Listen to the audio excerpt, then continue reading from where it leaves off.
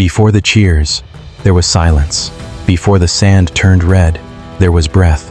One moment, you are a god in the arena, roaring, invincible, bathed in sunlight and blood. The next, you are on your knees, helmet gone, face exposed, staring into the shadowed stands where 80,000 eyes decide if you live or die.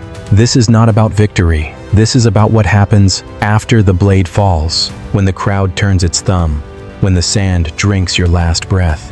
They called them ludi, games. But for the men who stepped into the Colosseum, it was never a game. It was judgment. It was fate. It was fire in the belly and iron in the hand. And when a gladiator lost, the world didn't just move on. It watched. It decided. It consumed. We remember the victors, Spartacus, Flamma, the champions who won their rudis, the wooden sword of freedom. But what of the ones who fell, the ones who crawled, broken, into the dust? This is their story, not of glory, but of what happens when the roar of the crowd becomes a death sentence. Long before the Colosseum rose like a stone beast from the heart of Rome, gladiators were born from funerals. Yes, funerals. In the early Republic, around 264 BCE, the Punic Wars still fresh, Roman nobles buried their dead with honor and blood. At the funeral of Decimus Junius Brutus, 3 pairs of gladiators fought to the death over his grave, not for sport, for pietas, duty to the ancestors, blood to honor the dead. The Romans believed the soul of the fallen needed sacrifice to cross into the afterlife, so they sent warriors to bleed in their name. But as Rome grew, richer, more powerful, more decadent, so too did the spectacle. What began as sacred ritual became mass entertainment. By the time of Caesar, arenas held tens of thousands. By the reign of Trajan, 100,000 gladiators fought in a single celebration. And with that growth came a new truth. Gladiators were no longer just warriors. They were property, entertainment, disposable. Yet, paradoxically, they were also idols. Men like Priscus and Verus, slaves who fought to a draw in front of Emperor Domitian, were awarded their freedom, and coins thrown at their feet like rain. But for every Priscus, there were 10 whose names were erased from history, 10 who lost, 10 who died, 10 who were forgotten. Imagine this. You wake before dawn in a cell beneath the arena. Cold stone, iron bars, the stench of sweat, blood, and fear. You are not a man here. You are bestia, beast.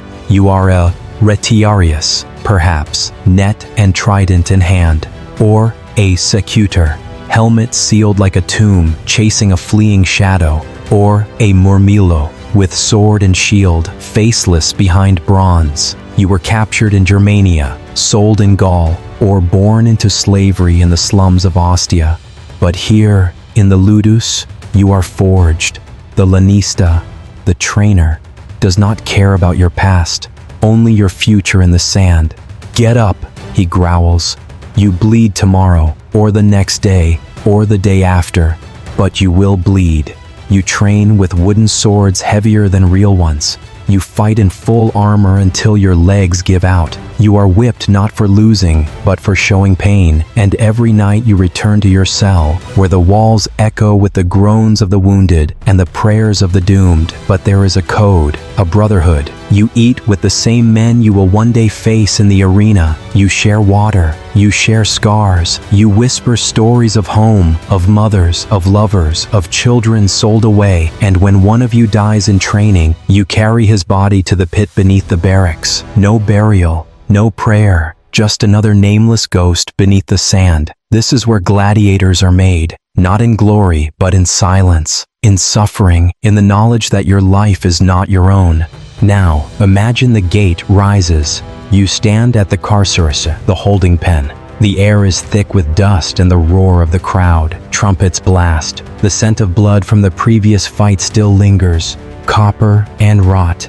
You step into the light. 80,000 faces stare down. Some wave palms. Some chant your name. Others wait for the fall. Your opponent is a Thraex, a Thracian, fast and vicious. He circles like a wolf, You fight, sweat stings your eyes, your lungs burn, your shield is dented, your arm trembles, and then a slip, a misstep. His blade finds your side, not deep, but enough. You stagger, he presses, you swing, he parries, and then a kick to your knee, you fall. The crowd screams. You drop your sword, raise your hand, the gesture is ancient. Misses, I yield. The editor, the games master, signals the emperor, or the magistrate, or the mob. And now, the silence. The arena holds its breath. You are on your knees, helmet off, face exposed, bleeding, begging with your eyes. The emperor leans forward. The crowd begins to move their thumbs, down or up. Police verso, thumbs down. Habet, he has it. Death, thumbs up.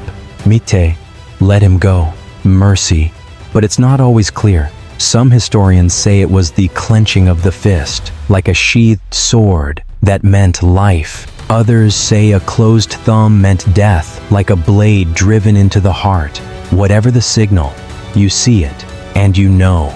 If it's down, the attendant comes, not the victor, not the emperor, but the Sumerudis, the referee, or a slave dressed as Charon, the ferryman of the dead. He approaches with a hammer or a dagger, and in that moment, you do not see Rome, you do not see the gods, you see your mother's face, the field where you played as a child, the taste of fresh bread, and then, thud, a hammer to the temple, quick, final, efficient, or a blade to the throat, slow, painful, deliberate.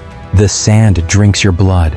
Your body is dragged by the heels to the spolia, the death gate, hooked to a cart, pulled through the Porta Libitinensis, the gate of the dead, and you are gone. No name, no stone, no memory, just another stain beneath the Colosseum's foundation. But not all who lost died. Some were spared, and for them, the pain was different. Consider Crescens, a gladiator mentioned in a graffito found near Pompeii. Crescens, the net fighter, victorious 17 times, beloved by the girls. But what of Crescens after his 18th fight, after he lost, after he was spared? Did he walk away or did he stay? Because here's the truth. Many gladiators didn't want freedom. Strange, isn't it? But think, as a slave you were fed, you were trained, you were famous. Women threw roses at your feet. Men bought oil flasks with your face. Freedom meant poverty, meant begging, meant becoming invisible. So some chose to stay, even after loss, and some were broken in ways no one saw. There is a mosaic from the 2nd century CE, found in Tunisia, showing a retired gladiator sitting alone, head in hands, a wine jug beside him. No crowd, no glory, just silence. He is old. His body is a map of scars, his eyes hollow. This is the veteranus, the veteran, the survivor. And his trauma? It was real. Imagine fighting dozens of battles, killing men, seeing friends die, hearing the crowd scream for your death, and then, suddenly, peace. No adrenaline, no purpose, no identity. Who are you when the world stops watching? Roman doctors called it tedium vitae, weariness of life, a kind of melancholy that no wine, no God, no victory could cure. And some took their own lives. Plutarch tells of a gladiator who, after winning freedom, slit his wrists in the bathhouse because he could not bear the silence, because in the arena, he was alive. Outside, he was nothing.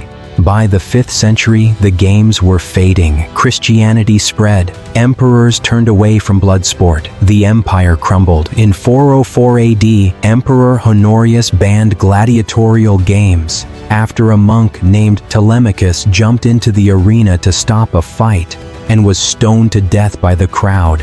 A man died to end the blood. And finally, Rome listened. The last games were held in 435 AD. Then, silence. The Colosseum stood empty. Birds nested in the arches. Vandals stripped the metal. Earthquakes cracked the stone. And the gladiators, their stories buried. No grand memorials, no epic poems, just fragments, a broken helmet, a graffito on a wall, a skeleton in a mass grave outside the city, chained at the ankles, sword wounds on every bone. They were not heroes, not to Rome, not to history. They were entertainment. And when the show ended, they were forgotten. But they were men, fathers, lovers, dreamers, and they bled. Today, we watch UFC. We cheer for fighters. We idolize champions. But do we see the cost? The concussions. The veterans who can't adjust. The ones who die young? The gladiator's legacy isn't in the Colosseum. It's in every fighter who steps into the ring knowing they might not walk out the same. It's in the sports we love and the blood we ignore. And it's in the question, what does it mean to be free? Is it freedom when you are still trapped by your past, your body, your mind? The Romans gave gladiators the rudes, a wooden sword symbolizing peace. But peace is not a gift, it is a battle. And for many, it was the hardest fight of all. So the next time you watch a fight on TV, in a stadium, on a screen, ask yourself, who are we really cheering for? And what happens after the final bell? Because history doesn't just remember the victors, it mourns the ones it never named. Before the cheers, there was silence. Before the sand turned red, there was breath. And before the world forgot, there was a man on his knees, hoping for mercy. He didn't get it, but we can still honor him. If this story moved you, if the forgotten warrior in the dust felt real, then do this. Like this video, subscribe, and share it. Because history is not just emperors and battles. It's the silent ones, the broken ones, the ones who fought and lost and still mattered. And as always, may history never be forgotten.